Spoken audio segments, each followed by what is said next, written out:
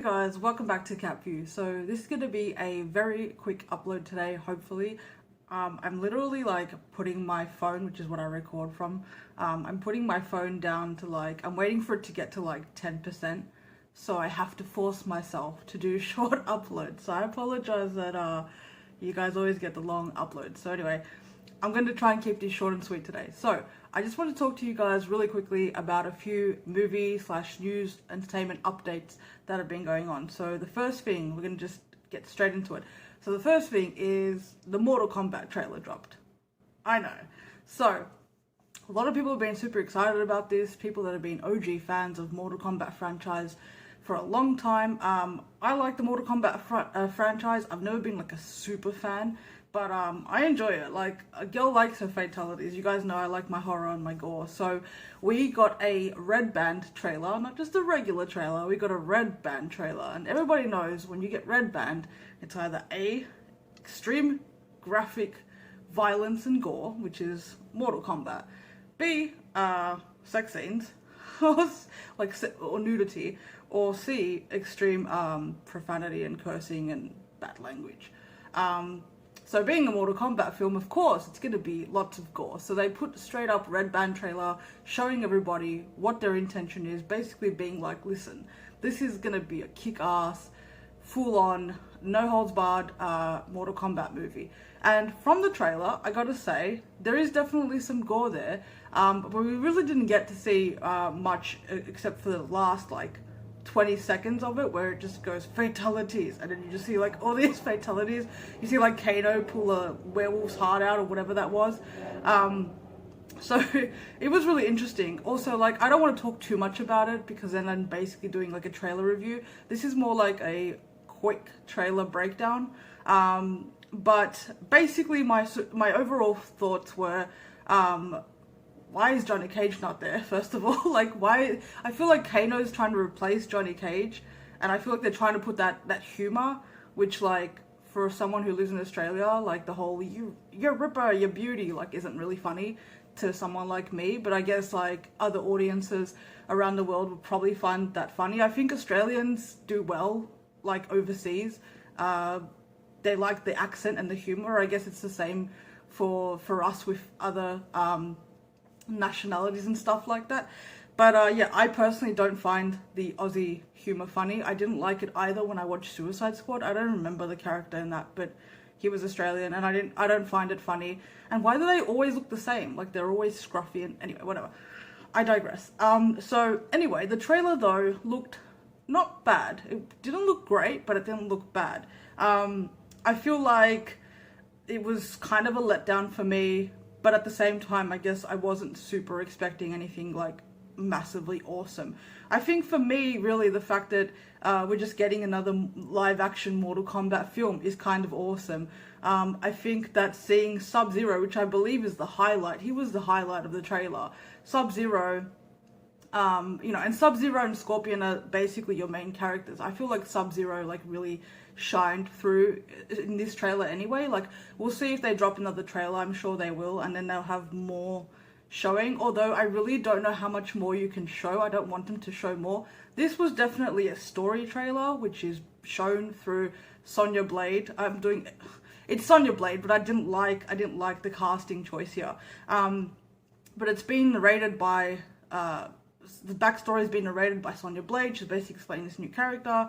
And we pretty much cut through scenes, and we see some really cool, gory violence with Sub-Zero, some sick-ass moves. Particularly the last sequence that they did where he's fighting Scorpion, and you get the classic move where he freezes his blood and turns it into a blade and then stabs him with his own blood blade. It was so dope. So there was stuff like that that looks straight out of the game. That's the kind of stuff I want to see. I think it's really cool. I think everything else is going to heavily rely on special effects, and it's going to be done really well to make it believable. And from the trailer, there was a bit of CG there that didn't look great. But I guess we'll wait to see what the film has in store. I believe that we could have had better casting choices, to be fair. I don't feel like there's much named talent, at least not that I'm aware of. But yeah, I believe they could have maybe cast some bigger names to get this more amped up. And I think that, again, like being a Mortal Kombat film in this day and age with how good technology is, and not just for blockbuster films, but also just for TV, I think that they really need to do a really good job for this to be successful and then potentially spin off into a franchise. And it's kind of a shame that they don't do better with these films. Like, this looks a bit cheesy 90s, which is sort of genre. It's like a genre movie, really. And I feel like it needs to break out of that into this century, basically. So, yeah, I'm really hoping that they give me more than what I saw in the trailer. It was fine, but it didn't blow me out of the water. Anyway, that's my opinion on the Mortal Kombat trailer. I'm waiting to see more, but again, I was pretty pleased with the kill scenes. That was pretty cool. And let's be honest, a Mortal Kombat fan, that's what you're going for. So I can maybe look past the casting choice if it's done well. So we'll see how we go. So anyway, moving on. So my second thing that I want to talk about, my second movie news update, which is really an entertainment update.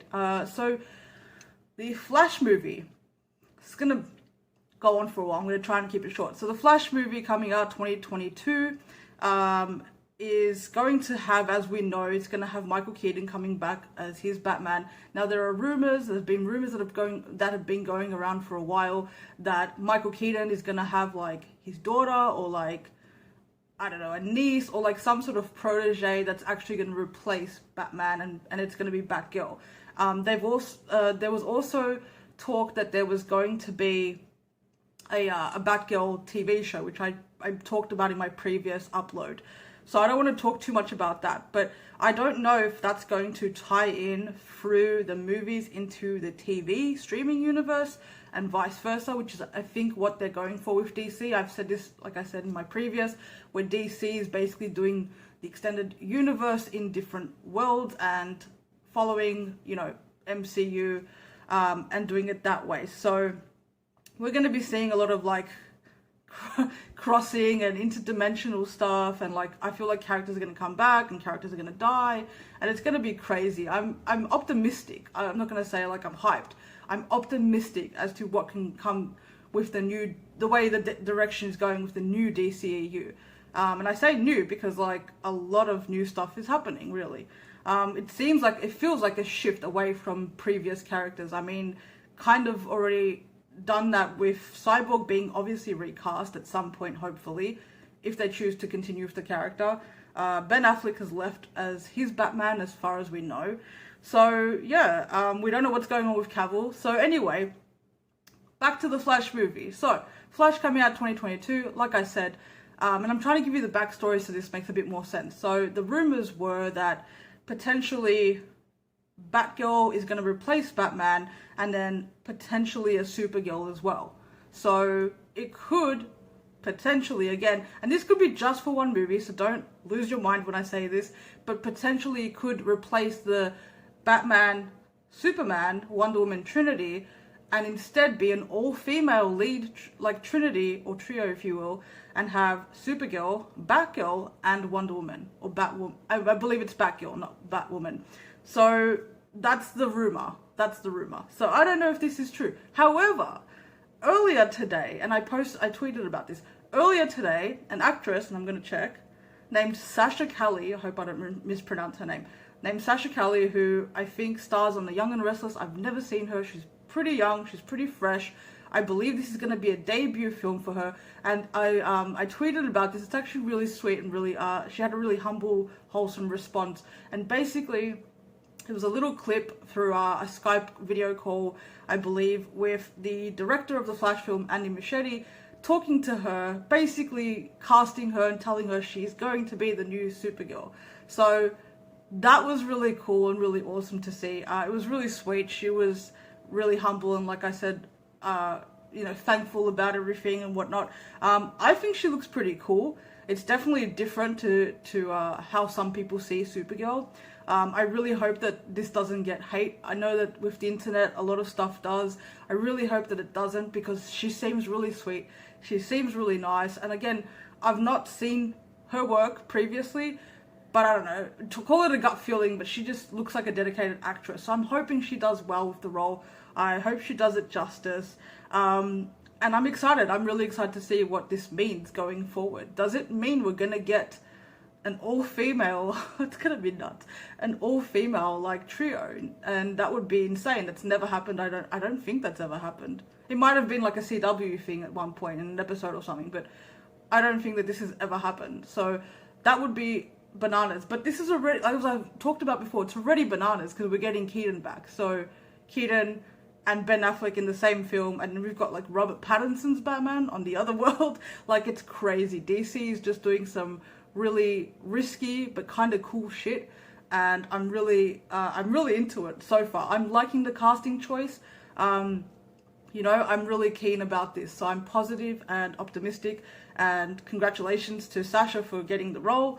So I mean, I don't know who else was auditioning for it, so I can't really give a comparison as to, like, you know what I mean? And I don't want to. Like, I want to be positive about this. I think it's a good thing, and so that's exciting. So I don't know what this means moving forward, if this is going to mean that's what's happening, but she is going to appear in the Flash movie as Supergirl. So that's exciting. So I can't wait to see that. I can't wait to see how they tie everything in.